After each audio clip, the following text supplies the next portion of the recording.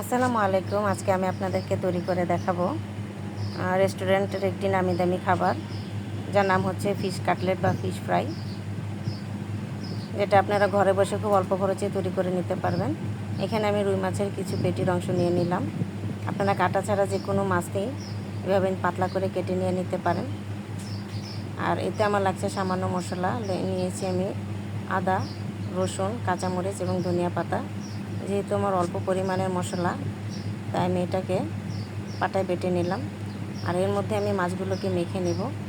প্রথমে আমি মাছটি দিয়ে দিলাম, তারপরে দিয়ে দিলাম লবণ, গোলমরিচের গুঁড়া, হলুদের গুঁড়া এবং মরিচের গুঁড়া। তারপরে সবগুলো মশলাতে আমি মাছটাকে মেখে ম্যারিনেট করার জন্য একপাশে রেখে দেব।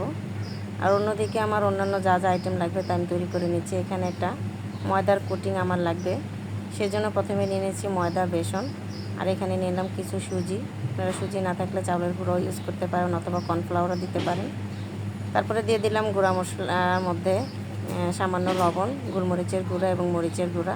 এগুলো দিয়ে আমি ময়দাটাকে মেখে এক পাশে রেখে দেব নেড়ে চেড়ে। এগুলোর মধ্যে পানি ইউজ করবো না, শুকনোই রাখবো।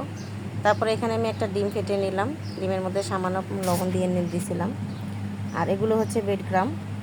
এই ব্রেড ক্রামটা আমার ঘরের তৈরি। এই তো আমার কী কী আইটেম লাগছে দেখতে পাচ্ছেন। আমার ম্যারিনেট করা মাছ, তারপরে যে ময়দার কোটিংটা। প্রথমে আমি ম্যারিনেট করা মাছটাকে নিয়ে ময়দার মধ্যে চেপে কোটিং করে নেব। তারপর ডিমটার মধ্যে গড়িয়ে নিচ্ছি। ডিম থেকে উঠিয়ে আমি ব্রেড ক্রামের উপরে দিয়ে দেব। তারপরে এর উপরে আমি ব্রেড ক্রামগুলো চেপে চেপে লাগিয়ে দিচ্ছি। এভাবে আমি সবগুলো মাছ মেখে নেব। আপনাদের সুবিধার্থে প্রসেসটা আমি আরেকবারও দেখিয়ে দিচ্ছি। দেখতে পাচ্ছেন, প্রথমে আমি মাখা থেকে মাছটা নিয়ে নিলাম। মাছটাকে ময়দার কোটিংয়ের মধ্যে গড়িয়ে তারপরে দিয়ে দেব ডিম মাখার মধ্যে। ডিমটার মধ্যে দেওয়ার পর তারপরে আমি এর উপরে ব্রেড ক্রামটা দিয়ে দিব। আপনারা চাইলে এই প্রসেসটা চাইলে এটাকে আরেকবারও কোট করে নিতে পারেন, মানে ময়দার মধ্যে গড়িয়ে তারপর ডিমে গড়িয়ে আবারও ময়দায় গড়িয়ে তারপরে ডিমে গড়িয়ে তারপরে ব্রেড ক্রাম লাগিয়ে দিতে পারেন। এভাবে আমার সবগুলো মাছ আমি যেভাবে গড়িয়ে নিলাম, সবগুলো মাছ গড়িয়ে নেওয়ার পর এই যে দেখতে পাচ্ছেন, এগুলোর আমার ফাইনাল লুক। এভাবে আমি তারপরে চলে যাব এখন চুলায়। যাওয়ার পর প্রথমে আমি দিয়ে দিলাম তেল। তেলটাকে আমি বেশি গরম করব না, মিডিয়াম গরম হওয়ার পরে আস্তে আস্তে আমি মাছের পিসগুলো দিয়ে দিব, কারণ মিডিয়াম আঁচে না ভাজলে ভিতরে আমার কাঁচা মাছটা সিদ্ধ হতে চাইবে না। তাই এটাকে মিডিয়াম আঁচে আমি রান্না করে নেব। এক পাশ ভালোভাবে কালার চলে আসলে আমি উল্টিয়ে দেব এবং অন্য পাশ একইভাবে আমি ভেজে নেব।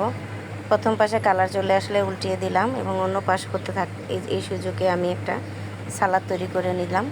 এখানে কিছু শসা কুচি আছে, দিয়ে দিলাম বিট লবণ, সাদা লবণ, গোলমরিচের গুঁড়া, আর দিয়ে দিলাম টক দই। আর এখানে আমি কিছু পুদিনা পাতাও কুচিয়ে দিয়েছি। এটা তৈরি হয়ে গেল আমার সালাদটা। আর অন্যদিকে আমার মাছগুলো এপাশ ওপাশ দোনো পাশে কালার চলে আসছে এবং ভাজা হয়ে গেল। এই তো আমি এখন সালাদ এবং টমেটো সসের সাথে আমার ফিশ ফ্রাই বা ফিশ কাটলেটগুলো সার্ভ করব। এভাবে আপনারা তৈরি করে খেয়ে দেখবেন। যদি ভালো লাগে আমার চ্যানেলটাকে ফলো দিয়ে দিন আর আমাকে সাপোর্ট করেন। ধন্যবাদ সবাইকে আমার সম্পূর্ণ ভিডিওটি দেখার জন্য।